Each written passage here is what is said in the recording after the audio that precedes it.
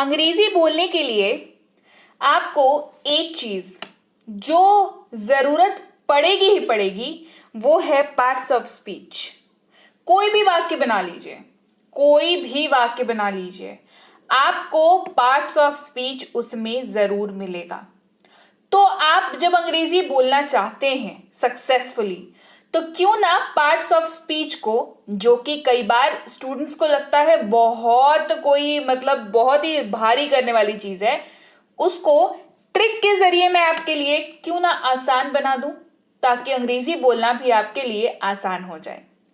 तो आज की क्लास में पार्ट्स ऑफ स्पीच को पूरी तरीके से जड़ से खत्म कर लेंगे।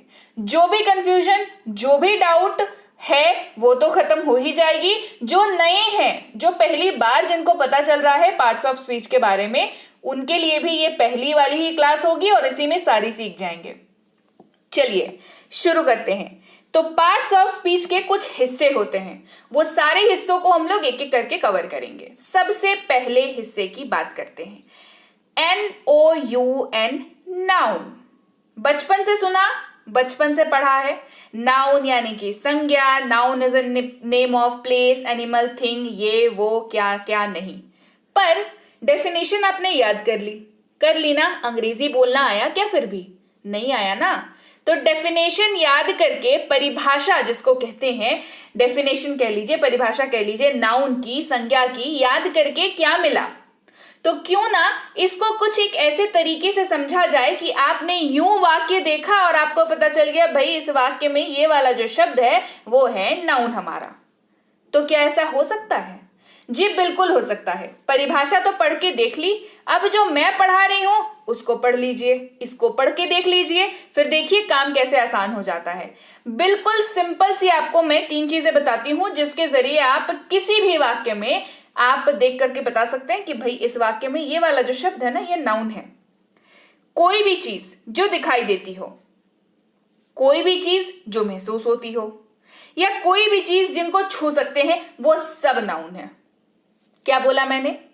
सी, फील, टच, यानी कि कोई भी चीज जो दिखाई देती है, कोई भी चीज जो महसूस होती है, कोई भी चीज जिसको छू सकते हैं, वो सब के सब नाउन है।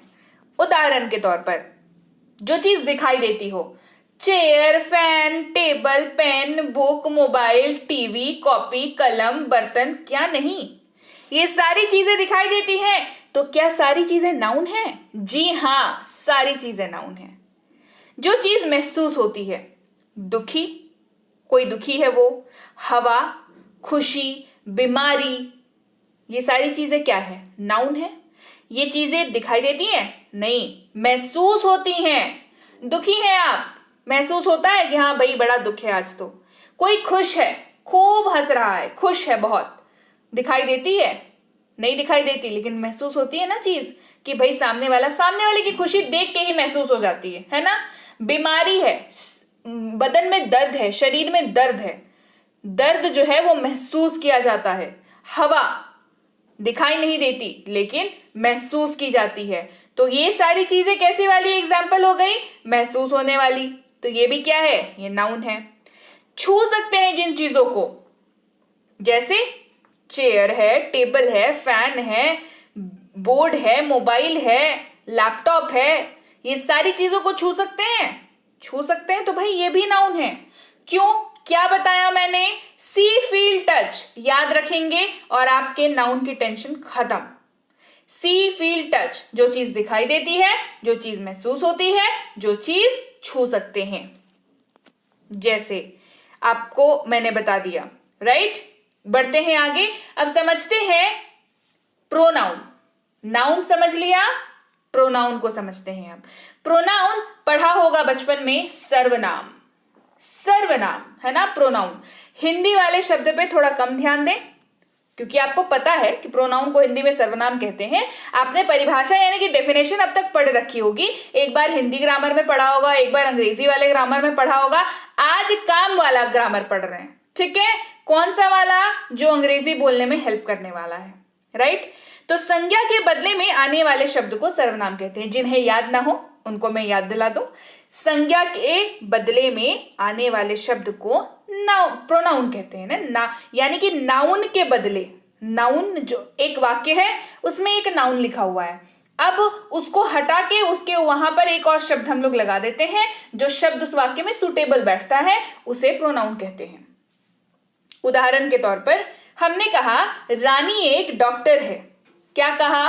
रानी एक डॉक्टर है। बढ़िया बात है भाई। लेकिन आप मान के चलिए रानी आपके बस साथी में खड़ी है, आपके बगल में खड़ी है आपके रानी, ठीक है।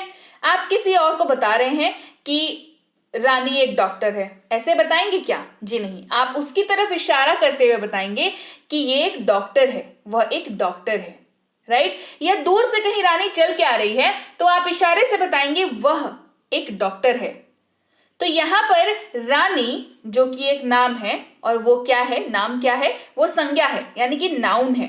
लेकिन यहां पर हमने नाम को इस्तेमाल नहीं किया, हमने क्या दिखाया? वह एक डॉक्टर है। तो शी इज अ डॉक्टर, तो यहां पर शी जो है वो क्या है? प्रोनाउन है। लड़का होता, रोहन होता तो क्या कहते हैं? वह एक डॉक्टर है, he is a doctor. Obvious सी बात है, आपको याद ही होगा, शी का इस्तेमाल महिला के लिए होता है, ही का इस्तेमाल पुरुष के लिए होता है। तो हमने नाउन के जगह पर जिन शब्दों का इस्तेमाल कर लिया वो क्या बन गए हमारे?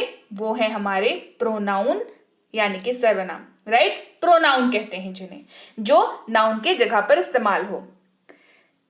उदाहरण के तौर पर I, you, we, they, he, she, it, ये सारे क्या है? ये सारे के सारे प्रोनाउन हैं। बात करते हैं तीसरे एलिमेंट की। मैंने क्या बताया? पार्ट्स ऑफ स्पीच हिस्सों में है, पार्ट्स ऑफ स्पीच है ना, पार्ट्स। तो पार्ट बाय पार्ट कवर कर रहे हैं, 2 पार्ट कवर कर लिया, तीसरे पार्ट की बारी है।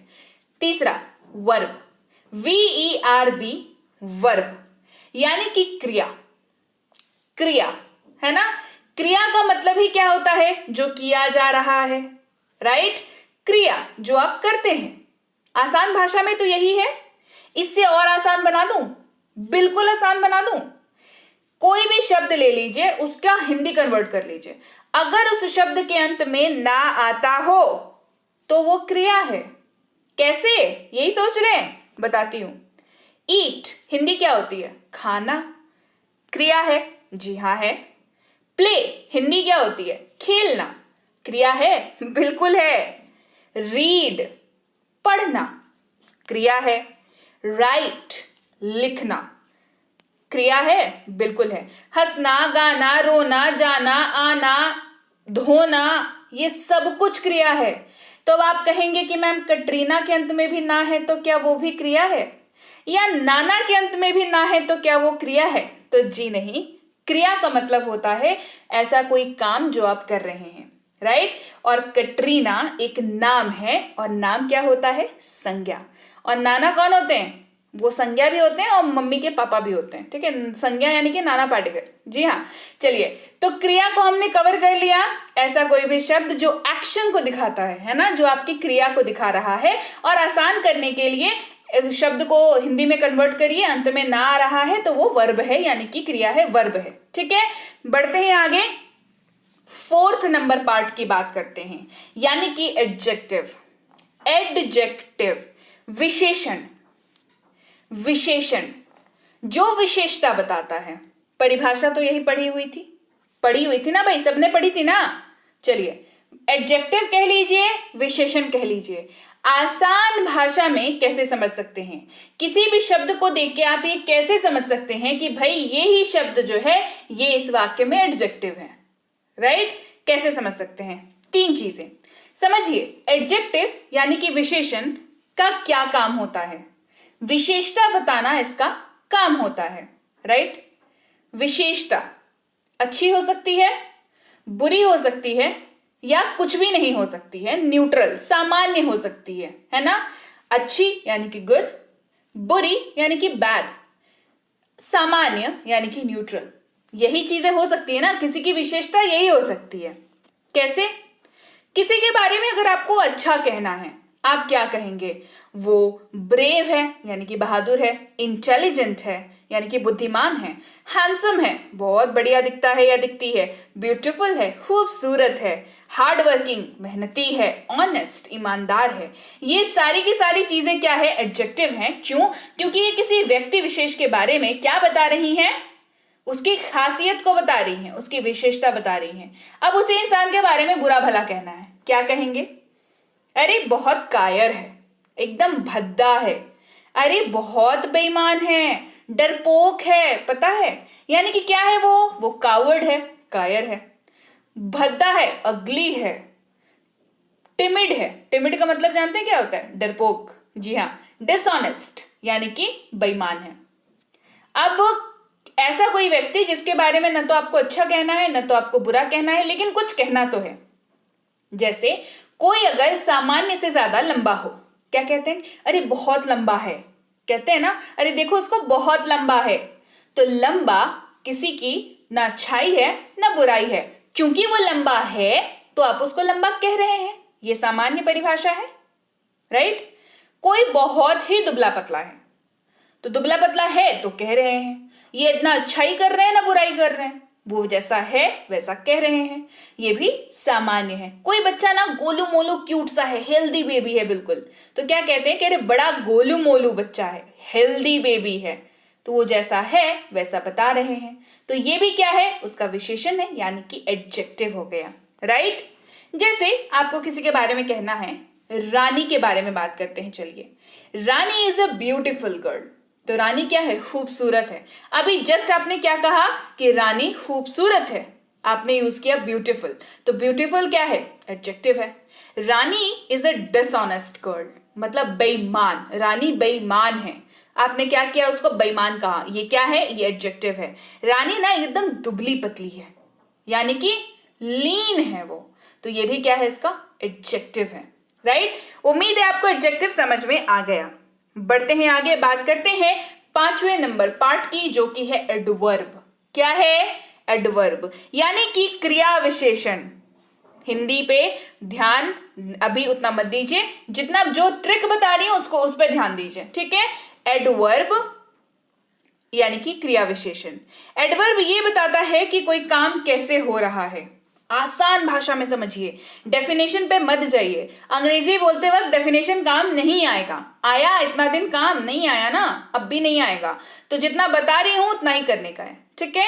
एडवर्ब ये बताता है कि काम हो कैसे रहा है, how the work is going on, काम कैसे हो रहा है।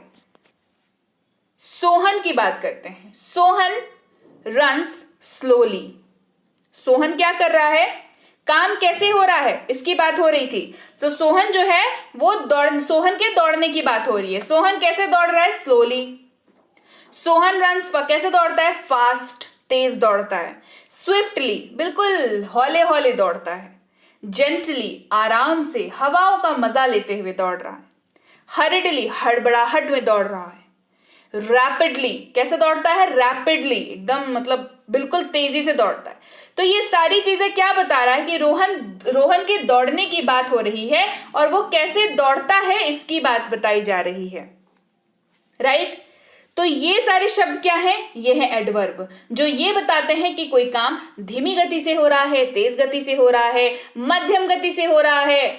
कैसे? Slowly, fast, swiftly, gently, हरिडली, rapidly. ये सारी शब्द जो है वो एडवर्ब हैं, जो ये बता रहे हैं कि कोई काम जो कि दौड़ने का काम हो रहा है ना, वो कैसे हो रहा है। तो ये एडवर्ब हो गया। और एक और आपको मैं ट्रिक बता दूं यहां पर, मोस्टली मतलब ज्यादातर जो एडवर्ब होंगे उसके अंत में आपको ly देखने को मिलेगा, मैक्सिमम में मिलेगा। सारे में नहीं होता है बट मैक्सिमम में मिलेगा। तो ये एक छोटी सी ट्रिक आपके लिए, ताकि आप समझ पाए शब्द को देख करके कि वो जो शब्द है वो क्या है? एडवर्ब है। बढ़ते हैं आगे, बात करते हैं प्रेपोजिशन की। प्रेपोजिशन संबंध सूचक अव्यय। बहुत भारी हो गया, नहीं, अंग्रेजी वाले शब्द पे ध्यान देते हैं। प्रीपोजिशन, इसको तोड़िए। प्रीपोजिशन क्या समझ में आया? प्री पहले, पोजीशन यानी कि स्थान। प्रीपोजिशन मूलतः वस्तु के पोजीशन यानी कि स्थान की या अवस्था को बताता है। पोजीशन को बताता है, अवस्था को बताता है, स्थान को बताता है। याद रहेगा प्रीपोजिशन क्या होता है? कैसे नहीं याद रहेगा, क्योंकि हम लोग उदाहरण देखने वाले हैं जबरदस्त। The book is on the table. किताब की बात हो रही है जो टेबल पर है। कैसे पता चला टेबल पर है? हमने यूज किया ऑन का, जिसने बताया किताब टेबल पर है। The book is on the table. The book is on the table. क्या बताया? किताब के स्थान के बारे में बताया जो कि टेबल के ऊपर रखा हुआ है, ऑन द टेबल, राइट। अगर बोलते हैं द बुक इज, अगर किताब नीचे होती किताब, मान के चलिए, तो क्या बोलते हैं, कैसे बताते हैं किताब की position? The book is under the table. क्या बताते हैं? अंडर द टेबल, यानी कि टेबल के नीचे है। The book is behind the table, table के पीछे है, बिहाइंड यानी कि पीछे। The book is behind the table. The book is in front of the table, table के सामने है, in front of the table, right. ये सारे शब्द in, at, upon, under, up, down, across, behind, in front of वगैरह वगैरह, ये सारे सारे शब्द इस्तेमाल होते हैं पोजीशन बताने के लिए, यानी कि स्थान या स्थान बताने के लिए, किसी भी चीज का जो स्थान है वो बताने के लिए या अवस्था बताने के लिए इनका इस्तेमाल किया जाता है, राइट। बढ़ते हैं आगे, समझते हैं कंजंक्शन को। कंजंक्शन को समुच्चय बोधक, हिंदी पे ध्यान कम दीजिए। कंजंक्शन की बात करते हैं। कंजंक्शन को तोड़िए और इसमें से निकालिए शब्द जंक्शन। सुना सुना लग रहा है क्या जंक्शन? जी हाँ, रेलवे स्टेशन में, कई रेलवे स्टेशन में हमने देखा है लिखा हुआ, जो भी स्टेशन का नाम है उसके बाद लिखा हुआ रहता है जंक्शन। कभी सोचा है जंक्शन क्यों लिखा हुआ है? हर स्टेशन पे तो नहीं लिखा हुआ। डेफिनेटली बचपन में पूछा जरूर होगा मम्मी पापा से कि भाई जंक्शन क्यों लिखा हुआ है यहाँ पर, क्या जवाब मिला था? जंक्शन जो है वो दो स्टेशंस को जोड़ता है ना। कोई जो एक छोर पे है वो दूसरे छोर पर है, दूसरा वाला, उनके बीच में जगह तो चाहिए भाई, उन दोनों को जोड़ने के लिए आवाजाही करनी है, ट्रेन में बैठ कर जाना आना है, तो उन दोनों स्टेशंस को जोड़ने के लिए बीच में एक स्टेशन होता है जहां पर आकर के ट्रेन जो है अपनी पोजीशन बदलती है और वो जगह कहलाती है जंक्शन, क्योंकि वो दो जगहों को जोड़ रहा होता है। रेलवे स्टेशन की तो बात हो गई, जंक्शन तो हमने समझ लिया भाई। अब ट्रेन में बैठे हुए देखेंगे लिखा हुआ जंक्शन, तो मैम की बात याद आएगी कि मैम ने बताया था कि जंक्शन का मतलब ये होता है। तो क्या ट्रेन में सिर्फ अप्लाई होता है? जी नहीं। जहां पर रेलवे स्टेशन पर जंक्शन दो स्टेशंस को जोड़ने का काम कर रहा है, तो पार्ट्स ऑफ स्पीच में कंजंक्शन भी दो शब्दों या वाक्यों को जोड़ने का काम करता है। जी हाँ, जोड़ने का काम इसका यहां पर भी चालू है। तो कंजंक्शन दो शब्दों या वाक्यों को जोड़ने वाला शब्द होता है। कंजंक्शन एक शब्द होता है जो दो शब्दों या दो वाक्यों को जोड़ता है। याद रहेगी बात? चलिए, जैसे Soni and Rani are studying. दो दोस्त हैं, बैठ के पढ़ रहे हैं। सोनी एक का नाम है, एक का नाम है रानी। आपको एक ही लाइन में बताना है कि दोनों पढ़ रहे हैं। क्या बोलिएगा? हिंदी में बताइए। सोनी और रानी पढ़ रहे हैं, कहते हैं ना, क्या यूज किया? सोनी और रानी यूज किया, जोड़ दिया सोनी और रानी को, जोड़ा ना। तो अंग्रेजी में अगर यही वाक्य कहना हो तो कहेंगे Soni and Rani are studying. Soni और रानी पढ़ रहे हैं, Soni and Rani are studying. तो यहां पर जो एंड शब्द है इसने क्या किया? इसने सोनी को और रानी को जोड़ा और एक वाक्य में पिरो दिया, राइट। वैसे ही एंड और but, actually, later, both, if, now, yet, so, while, as, even वगैरह वगैरह, ये सारे के सारे शब्द ऐसे हैं जो दो शब्दों या दो वाक्यों को जोड़ने में काम आते हैं, तभी ये सारे के सारे शब्द कंजंक्शन कहलाते हैं। बढ़ते हैं आगे, बात करते हैं इंटरजेक्शन की। इंटरजेक्शन विस्मयादि बोधक। हिंदी काफी भारी है तो आप अंग्रेजी पर ही रहिए। इंटरजेक्शन की बात करते हैं हम लोग, है ना। डेफिनेशन पढ़ा है, मुझे यकीन है यहां आते आते तो डेफिनेशन किसी को याद नहीं है ना। चलिए, डेफिनेशन की बात हम लोग करेंगे भी नहीं, हम लोग बात करेंगे काम की। इंटरजेक्शन से आप काम करिए, आप टर को हटा दीजिए, बन गया ये इंजेक्शन। क्या बन गया? हमने क्या किया? टर को हटा दिया। इंटरजेक्शन से टर को हटा दीजिए, ये बन गया इंजेक्शन। इंजेक्शन। इंजेक्शन का क्या काम है पार्ट्स ऑफ स्पीच में, बताइए। अगर आपको इंजेक्शन लगता है तो कैसा लगता है? मजा आता है? नहीं, एक अजीब सी फीलिंग होती है। जैसे ही इंजेक्शन लगा आपको एक तेज वाली फीलिंग आई, हो सकता है डर हो सकता है झुंझुनाहट हो, कोई भी चीज हो, लेकिन एक सडन फीलिंग आती है। तो जैसे कि इंजेक्शन लगने पर एक सडन फीलिंग आती है, तो इंटरजेक्शन ऐसे शब्दों को कहते हैं जो अचानक आई भावना यानी कि फीलिंग या एक्साइटमेंट यानी कि उत्साह को दर्शाता है। याद रहेगा। अब जब भी इंजेक्शन लगवाने जाएंगे मैडम की बात याद आएगी, राइट? तो रिवीजन कर लीजिएगा पार्ट्स ऑफ स्पीच का जब भी इंजेक्शन लगवाने जाएंगे, है ना। तो इंटरजेक्शन ऐसे शब्द होते हैं जो अचानक आई फीलिंग यानी कि भावना, एक्साइटमेंट यानी कि उत्साह को दर्शाते हैं। कैसे? आपने देखी एक गाड़ी, मुंह से क्या निकलता है? वाओ व्हाट ए कार, भाई क्या गाड़ी है, निकलता है ना मुंह से, वाओ। ये एक सडन आई फीलिंग, आपको बहुत बढ़िया लगा देख करके गाड़ी को, है ना, वाओ व्हाट अ कार। ऐसे ही ओ गॉड, ये सडन फीलिंग आता है, कहते हैं ना हे भगवान, कहते हैं ना, यानी कि ओ गॉड, सडन फीलिंग आई आपको किसी चीज को लेकर के। OMG यानी कि ओ माय गॉड। हुर्रे, खुश हो गए बहुत, एकदम हिप हिप हुर्रे। कहते हैं हिप हिप हुर्रे कब कहते हैं बताइए तो? जब कोई खुशी का माहौल होता है ना, कोई टीम जीत गई है, कहते हैं हिप हिप हुर्रे। हुर्रे यानी कि खुशी की फीलिंग को। ओ नो, कोई चीज हो गई गड़बड़, कोई गलत, कुछ गलत हो गया।